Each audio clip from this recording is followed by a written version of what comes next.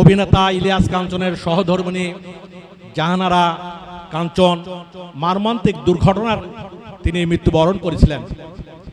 আর সে কারণে চিত্রনায়ক আর কারোর মায়ের সন্তান খালিরা হোক, কেউ দুর্ঘটনা না ঘটুক, সে কারণে তিনি একটি সংগঠন তৈরি করেছিলেন, সেটি হচ্ছে নিরাপদ সড়ক চাই।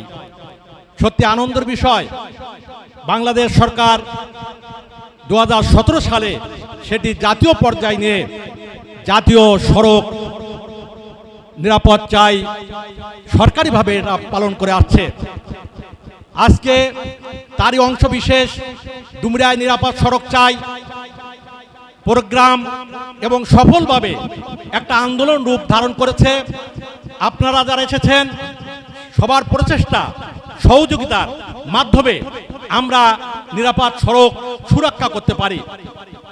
আজকে আমরা জানি হাদিসের ভিতরে এসেছে সড়কে কোনো আবর্জনা, কোনো কষ্টদায়ক জিনিস যদি সরে ফেলে দেওয়া হয় তাহলে বড় ইবাদত এবং ইমানের একটি অঙ্গ।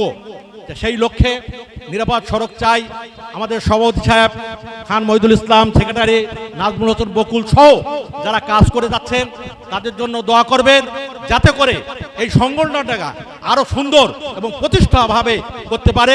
সেই সহযোগিতার আহ্বান রেখে আমি আমার সংক্ষিপ্ত বক্তব্য শেষ করছি। সবাইকে ধন্যবাদ।